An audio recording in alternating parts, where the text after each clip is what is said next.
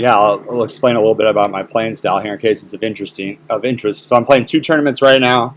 I like tournaments the best because the math is like much simpler and it's a confined event. So if you're playing cash games, you basically have to like think of it in your head as like one long like session broken into minor sessions, if that makes sense. So like the tough thing about like a cash game is if you sit down, like I play 1-2 blinds, which means I'm usually buying in for $100 to $300. Like you could get no hands that are worth playing for like hours, right? You could be up $300 in your first hour, and then maybe you should leave, but you stay because you think maybe you'll keep getting lucky. It's hard to know when to like come or go. So with tournaments, it's like, well, the goal is to get all the chips by the end.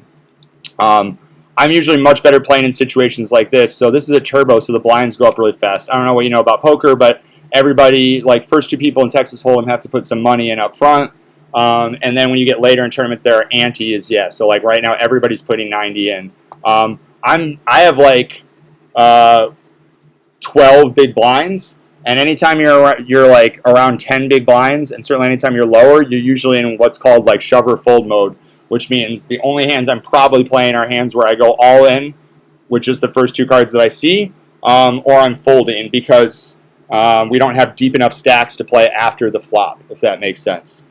So like you're going to see a lot of limp calls. This is a weak move to like limp in with this $700 because now what are you going to do? Someone shoves. So he's either going to steal basically half of what he put in. He's going to steal $3,000 okay. So this guy's limped and called, so he either is dumb and weak or he has a secretly super strong hand. This guy is going to have a weak hand like 95% of the time when he's limping behind another limp. This guy could have any ace. He could have king, queen. He could have queen, jack suited. Okay, so this is Lucky Raptor is like a bad player. That's like a really bad call, and the aggressor is going to win here. The ace-8 shouldn't call there. That's a bad overcall. All right, so now mathematically, if it folds to me, which it won't, I have to call this guy's all in because this is where the math comes in. I'll be calling 400 chips to win 3,000 chips. So that's insane. But this guy's called. He has the deepest stack. Now this is interesting. This is a really bad hand. And if I call here, it's really cheap. I almost like have to call. But unless I get like two pair, see, this is a really tough flop because it's like I might have the best hand here with a pair of sixes, and I might have to shove over this guy if he makes a bet. So this is really tough. This is why you don't call jack six. I'm going to shove. He might have a huge hand and have me crushed, but he also could bet there with almost nothing. Okay, so he's on a draw. I just lost, because he hit his draw. So tough.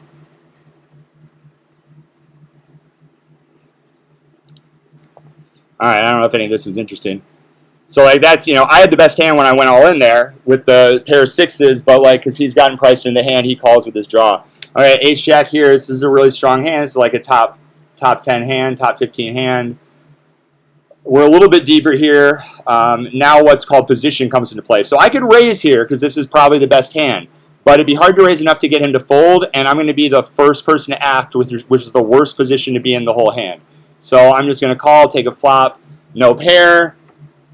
Ace high might be good here. We might call this guy one time because we're kind of deep. Full pot size bet though. I feel like I have the best hand. He could have small pocket pairs though. So there you go. That's the idea. What happened in that one I just busted out of it? We were kind of deep. So here we have. So this is like how you check out your information. So we've got 45 people left. Only 9 places paid the money. So we're at 5 tables. We got to get down to 1 table. The average is about 13K. I'm at 10K. So you can kind of see the spread here. So that's where I am. So there you go. There's a little bit. I don't know. The best way to describe my reasonableness, if I were playing a cash game, I'll play with all sorts of weird hands. And I'll like raise with nothing sometimes. You kind of play the man. I don't like to play cash games online because I can't see the person. Do you know what I mean? So like if you can't see what this guy looks like when he bets and like you can't get kind of a read off him, it's tough. But there's a lot of people, like when I play cash games, I go downtown at usually like pretty late at night, like around midnight, and I'm trying to get, because I'm not drinking, I'm trying to get like all the people that are like, you know, out of the casino making poor choices at the end of the night. They're looking to like play reckless, and I like to try and play against those people. And I'll usually buy in for a small amount and play like a crazy fool, and then either win some money, get lucky, and tighten up. Tighten up means playing better hands, or I'll rebuy for more after I figure out the table and tighten up. So, all right, I hope that was interesting.